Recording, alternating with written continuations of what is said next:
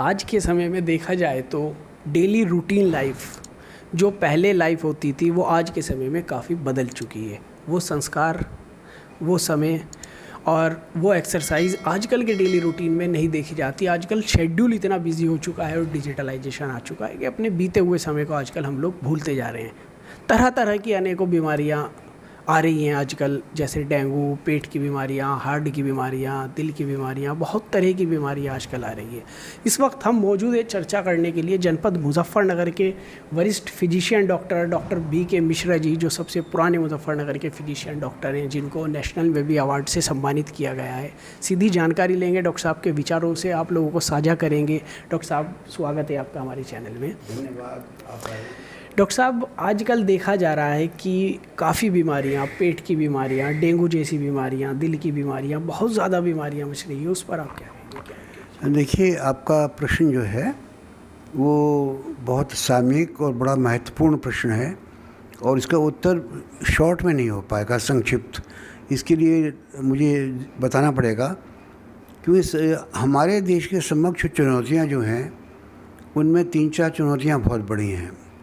पहली चुनौती तो ये है जो आपने बताया, डेंगू या इस टाइप के बुखार जो कि सीजनल होते हैं और मच्छरों के द्वारा फैलाए जाते हैं। इसकी वजह बढ़ने की ये है, कायदे से तो नगरीकरण होने के बाद और ग्रामों के विकास के बाद मच्छर गायब हो जाने चाहिए थे, लेकिन हम लोगों के जो आम आदमी है, नागरिक, वो अपने कर्तव्य की उपेक्षा करता है और कुछ सरकारी तंत्र जो है वो भी इसके लिए जिम्मेवार है। उदाहरण के तौर पर सड़क बनकर तैयार नहीं हो पाती कि 6 महीने में टूट जाती है। टूटने के बाद उसके रिपेयर में बहुत टाइम लगता है। तो ये जो जब संधिकाल होता है, जब जाड़ा और गर्मी मिलते हैं या जब गर्मी और जाड़ा मिलते हैं, उस समय अगर ये गड्ढे बने रहे, उनमें पानी भरा रहा, तो ये मच्छर पैदा हो जाते हैं और यही मच्छर जो हैं विभिन्न बीमारियां, डेंगू, कभी कभी मलेरिया, चिकनगुनिया इत्यादि फैलाते हैं। वो जो वायरस होती है और वो नॉर्मली जो उसका वाहक होता है, मच्छरों की विभिन्न प्रजातियाँ होती हैं। इसका बहुत आसान तरीका है, यदि हम अपने घर के आसपास झाड़ झंकाड़, गाजर घास या और कोई ऐसी चीज़ जहाँ मच्छर छुप सकें उसको न रहने दें। अपने घर के आसपास ही केवल अपने एरिया में सफाई कर लें या म्यूनिसिपैलिटी वालों को बुला के किसी प्रकार से अपने मेंबर से जागरूक होकर उससे बात करके सफाई करवा लें और गड्ढों में पानी ना भरें, तो फिर ये बीमारियां स्वतः समाप्त हो जाएंगी और हमारे राष्ट्र का जो अरबों खरबों रुपया इनके कंट्रोल करने में लगता है, इनके निराकरण में लगता है, ये बच सकता है। जब मैं एक समय मलेरिया ऑफिसर था सन 96 में, कुछ समय 1-2 साल के लिए रहा, तो मैंने नगर पालिका से अपना संबंध स्थापित करके ये नियम बना लिया था कि यदि किसी दुकानदार के आगे कूड़ा पड़ा पाया गया उसका नाली में और नाली के पानी का प्रवाह अवरुद्ध हुआ तो उसमें जुर्माना हो जाएगा। आप विश्वास नहीं करेंगे कि मेरे 2-3 साल के कार्यकाल में मलेरिया और डेंगू हुए ही नहीं, क्योंकि सख्ती की गई। अब इसके लिए थोड़ा सा ये भी है कि हमारे जो प्रशासक हैं और जो हमारे पब्लिक जनता के जो प्रतिनिधिगण हैं, MP MLA, तो सजग रहें, मदद करें, गलत लोगों को बचाएं नहीं। 1-2 लोगों को सज़ा मिले, चालान कटे तो आगे से लोग डरें। और जो बड़े शहर हैं वहाँ इसीलिए लोग डरते हैं कि अगर बहुत चालान हो जाएगा, जुर्माना हो जाएगा, तो कोई ओवर स्पीडिंग नहीं करता, कोई जो है कूड़ा नहीं फेंकता। हमारे यहाँ कोई मनाही नहीं है। अब हमारे यहाँ शहर में अगर आप जाइए लिंक रोड पर, नई मंडी कुकड़ा स्थल की तरफ, अस्पताल के पास में और भी जगहों पर इतना कूड़ा पड़ा हुआ है कि देख के विश्वास नहीं होता कि क्या ये हम 21वीं सदी में हैं। और ये इसके लिए जो जिम्मेदार, जो उत्तरदायी है नगर पालिका, वहाँ रोज़ झगड़े होते रहते हैं, आपस में लोग एक दूसरे को टालते रहते हैं, कार्य नहीं हो पाता कुछ। जबकि ये कार्य ऐसा है जो कि विदेशों में क्या होता है कि आदमी अपना कूड़ा निकाल के बाहर पॉलिथीन में बंद करके रख देता है, गाड़ी आती है, उसको रखा और चली गई। यहाँ स्थिति ये है कि महीनों महीनों हो जाते हैं, गाड़ियाँ नहीं आती सरकारी। तो थोड़ा सा अगर सरकार और एक थोड़ा सा हम लोग आम नागरिक मिल जाएं, और कुछ डॉक्टर्स की भी कमी है कि वो अपने मरीजों को इतना समय देकर समझाते नहीं हैं, वो बेचारे सीधे साधे लोग हैं, उनको ज्ञान नहीं है इस बात का। तो ये हमारा भी दायित्व बनता है कि हम उनको, अगर उनसे मरीज़ के साथ उसका पर्चा बना रहे हैं तो 2 लाइनें ये भी बता दें 2 पंक्तियों में कि भैया ये ऐसा करना है आपको। अब आपकी बात जो अगला जो बहुत विचारणीय प्रश्न है वो है कि कैंसर और हृदय रोग के बढ़ने का कारण। आपको याद होगा कि आयुर्वेद जो हमारे यहाँ की हज़ारों साल पुरानी पद्धति है और सनातन पद्धति है, उसके अंदर भी और आधुनिक चिकित्सा में भी मानसिक संतुलन पर बड़ा जोर दिया गया है।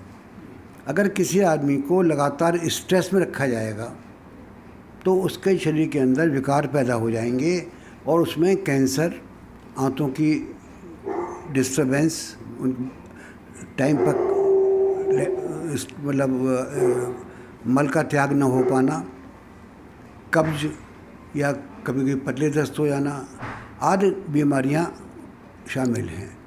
और अगर हम स्ट्रेस को निकाल दें, क्योंकि स्ट्रेस आज के ज़माने में एक छोटे बच्चे से लेके और उनके अभिभावकों तक है। बच्चा छोटा पैदा होता है, उसके बाद को नर्सरी में जब से डाला जाता है तब से माँ बाप को चिंता रहती है, बच्चा लौट के घर पे आया नहीं आया, क्या खाया गया। आजकल अखबारों में आ रहा है कि जो मिड डे मील्स मिलते हैं हम लोगों को वहाँ पर, उनमें क्वालिटी बहुत ख़राब होती है।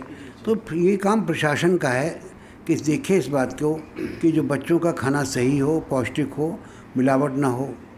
और ये स्ट्रेस कम करने के लिए एक ही रास्ता है कि जनसंख्या कम हो हमारे यहाँ की, जैसे चीन ने किया अपने देश को उन्नत करने के लिए जनसंख्या कंट्रोल कर ली। जनसंख्या कंट्रोल होते ही जॉब्स की डिमांड कम हो जाएगी, रोज़गार की समस्या कम हो जाएगी, जो ज़मीन कम होती चली जा रही हैं, खेत कटते चले जा रहे हैं, उद्यान कटते चले जा रहे हैं, वो सब कम हो जाएगी। और जो आदमी बेईमानी कर रहा है मजबूरी में, इंजेक्शन लगा के फल बेच रहा है, इंजेक्शन लगा के सब्ज़ी बेच रहा है, वो उसको उसकी आवश्यकता नहीं पड़ेगी। तो इस प्रकार केमिकल के द्वारा पके हुए फल खाने से भी हम लोगों को बहुत बीमारियां होती हैं। तो यही 2-3-4 कारण जो हैं, स्ट्रेस, केमिकल का अनसमझा उपयोग, ना समझ उपयोग, और यूरिया और ऑर्गेनिक खाद की जगह पर इनऑर्गेनिक खाद का प्रयोग, ये हमारे शरीर, हमारे देश की स्वास्थ्य को गिराने में इनका प्रमुख स्थान है। डॉक्टर साहब, पहले देखा जाता था काफ़ी अधिक उम्र के बाद हार्ट अटैक जैसी बीमारी आती थी, और आजकल देखा जाता है कि नए यंग युवाओं को भी हार्ट अटैक आ रहा है। इसका मुख्य कारण क्या है? इसके 3 मुख्य कारण हैं। पहला तो ये है शारीरिक श्रम का अभाव, क्योंकि जब कोई आदमी वर्जिश करता रहता है तो उसके हृदय की जो नलियां हैं वो बंद नहीं हो पाती, और जो उनकी हर नली के बगल में कुछ साइड नलियां होती हैं जिन्हें कोलेटरल्स बोलते हैं, वो नलियां खुली रहती हैं। तो अगर कोई एक आध नली बंद भी हुई तो उसके बगल वाली, जैसे किसी के अंदर मान लीजिए एक रास्ता बंद हो गया तो बगल वाली गली से निकल गया। तो इसी प्रकार से हार्ट के अंदर भी और गुर्दों हर जगह पर भी कोलेटरल्स बने हुए हैं। तो जब हम लोग फिजिकल लेबर करते हैं, शारीरिक श्रम करते हैं, तो हमारी कोलेटरल्स खुली रहती हैं, और ऐसे आदमियों को अगर हार्ट अटैक हुआ भी तो उसका असर नहीं होगा या होगा ही नहीं। तो आप जानते हैं कि आजकल, पहले हम लोग जब पढ़ते थे 1 घंटे का खेलना कंपलसरी था स्कूल में, फुटबॉल या वॉलीबॉल कुछ भी खेलो, अब वो भी कम हो गया। तो एक तो शारीरिक श्रम की कमी, दूसरा शारीरिक तनाव से ब्लड प्रेशर बढ़ता है, और शरीर के अंदर जो विभिन्न पाचन क्रिया, श्वसन क्रिया, मूत्र क्रिया, इन सब के ऊपर असर पड़ता है। एग्जाम्पल मैं देता हूँ, डर के पेशाब क्यों निकल जाता है? कहते हैं ना, डांट पड़ेगी तो पेशाब निकल जाएगा। ये इसलिए ये मुहावरा इसलिए बना कि ऐसा होता है कि जब घबराहट बहुत होती है तो ब्लैडर का कंट्रोल कम हो जाता है। तो धीमे धीमे इसी प्रकार से शरीर के और हिस्से भी कमज़ोर होते हैं। अब मोबाइल का प्रयोग बहुत करने से आँखों की रोशनी कम होने लगी, और फिज़िकल लेबर कम हुआ, उधर फास्ट फूड का खाना बढ़ गया। फास्ट फूड के अंदर जो फैट होती है वो ज़्यादातर ट्रांस फैट होती है, और ट्रांस फैट सबसे ख़राब वैरायटी होती है फैट की, जो कि हृदय रोग को बहुत जल्दी करती है। दूसरी चीज़ ये है कि फलों के अंदर जो क्वालिटी थी फलों की वो ख़राब हो गई। अब ना फल वो रहे जो पहले खाए जा सकते थे, सब में जो है केमिकल लगे हुए हैं। इन सब से भी हमारी बीमारियां बढ़ रही हैं। दूसरी चीज़ जो थी वो ये हुआ कि डॉक्टरों ने कुछ दवाइयों पर इतना निर्भर कर दिया जनसाधारण को कि वो लोग, बहुत से लोग अपने बिना पूछे ही दवाई खाते रहते हैं, और उनमें से बहुत सी दवाइयों से गुर्दा ख़राब हो जाता है, किसी से पाचन तंत्र खराब हो जाता है, किसी से एलर्जी से कुछ और बीमारी बन जाती है। तो कुल मिला के ये बड़ा एक कॉम्प्लिकेटेड और सुगंभित सवाल है। इसका उत्तर देने के लिए सबसे बड़ी बात यह है कि हमारा शासन, हमारी चिकित्सा प्रणाली और हमारे आम आदमी को चिकित्सा शिक्षा आवश्यक कर दी जाए।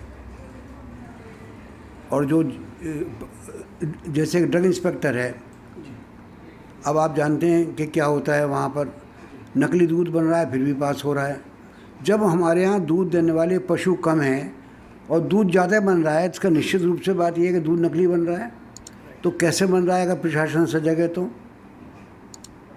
तो इन सब बातों को हमें देखना पड़ेगा। ये बातें अप्रिय हैं, लेकिन ये अप्रिय सत्य है और हमारे समाज के लिए कलंक है ये। डॉक्टर साहब ने साफ संदेश दिया कि ये सभी बीमारियां आजकल डेली रूटीन की लाइफ चेंज होनी, और सबसे बड़ी राजनीतिक बात बताई कि नगर पालिका हो, चिकित्सा विभाग हो और आम जनमानस हो, सभी बराबर के हिस्सेदार हैं ये सब करने में। साफ़ सफाई व्यवस्था नहीं कर पाते, चाहे खुद से भी जागरूक हो सकते हैं, वही नगर पालिका द्वारा भी कार्य नहीं किए जाते हैं। खाने की क्वालिटी इतनी ज़्यादा ख़राब हो चुकी है कि सभी चीज़ें नकली आने लगी है इंजेक्शनों से। और सब एक बात और पूछेंगे आपसे, जैसे आजकल नई युवा पीढ़ी डॉक्टरी लाइन में आ रही है, आप चूंकि सबसे यहाँ पे सीनियर डॉक्टर हैं, तो उनके लिए आप क्या मैसेज देना चाहेंगे जो न्यू युवा डॉक्टर? अब इसमें एक बड़ा दुखद पहलू है, जब वो जो डॉक्टर अपनी मेहनत से कंपटीशन में आता है तो उसको कोई पैसा नहीं देना पड़ता, थोड़ी बहुत फीस देनी पड़ती है। उस आदमी के अंदर तो ये भावना होती है कि मैं अपना काम सही करूं। लेकिन जो व्यक्ति 1 करोड़ रुपए दे के MBBS में भर्ती कराएगा, उससे अब ये अपेक्षा करना कि वो सस्ते में काम कर देगा या किसी गरीब का निःशुल्क काम कर देगा, तो उसको तो अपना खर्चा पूरा करना है। 1 करोड़ रुपये तो उसका उसमें हो गया डिग्री में, और MD किया तो 5 करोड़ रुपए उसमें लग गए। उसके बाद उसने क्लिनिक खोला, महंगा पगड़ी पर दुकान दी, ये करा, वो अपना बनाया तो उसमें लाखों करोड़ों रुपए लग गए। अब ऐसे में फिर हम लोग उन डॉक्टरों को कितना दोषी मान सकते हैं जो कि पैदा ही इस मानसिकता के साथ होते हैं कि हमें पैसा कमाना है। इसके लिए हमारी सरकार को आगे आना चाहिए और इस प्रकार के जो ये बेईमानियाँ और जो गलतियाँ इन प्राइवेट कॉलेजेस में हो रही हैं, इसे बंद करना चाहिए, सख्ती से करना चाहिए। सबसे बड़ी सख्ती हमें अपनी शिक्षा प्रणाली में ही चाहिए। मुझे खूब याद है, जब मैं छोटा था, 7th क्लास में, 8th क्लास में और 6th क्लास में हमारे पूर्वज नाम की किताब थी, 3 खंड होते थे उसके।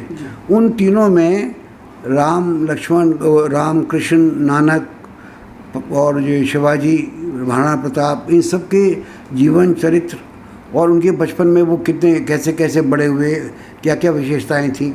तो जब उनको हम लोग पढ़ते थे तो उनके जो अच्छी बातें थी हम लोगों के अंदर संस्कार बन जाते थे। अब हमारे पास बदकिस्मती से हमारी सरकार का ध्यान इसमें बिल्कुल नहीं है। मैं आपको एक बड़ी कड़वी बात बताता हूँ, फेसबुक के ऊपर गंदी सेक्स की तस्वीरें रोज़ मिलती हैं देखने के लिए। अब आप बताइए, एक बच्चा 15-16 साल का अगर उनको देखेगा या लड़की देखेगी तो कब तक उसका मन भ्रमित नहीं होगा। और जो चीज़ें बिल्कुल प्राइवेट हुआ करती थी, पति पत्नी तक में गोपनीय होती थी, वो खुल्लम खुल्ला परोसी जा रही हैं। और हमारी सरकार क्या कर रही है, हमारा मानव संसाधन मंत्रालय क्या कर रहा है, हमारा शिक्षा विभाग क्या कर रहा है, क्यों नहीं बंद कर देता उनको? ये मेरी समझ से बाहर है। इसलिए मैं ये मान के चल रहा हूँ कि हमारे देश की सरकार को राष्ट्र निर्माण, चरित्र निर्माण की ओर कोई भी ध्यान नहीं है, एक बात। दूसरी बात, जब सरकार दल बदल के बनाएंगे, आप खरीद के एक आदमी को अपनी सरकार बना लेंगे दल बदला के उसकी, तो आपकी नैतिकता, आपकी मूल्य निष्ठा तो वहीं ख़त्म हो गई। आपने तो सरकार को एक तरह से एक जैसे फैक्ट्री चलाते हैं कि वहाँ से इंजीनियर को बुला के ज़्यादा 2000 रुपये ज़्यादा दे दिए, आपने नौकरी करा ली।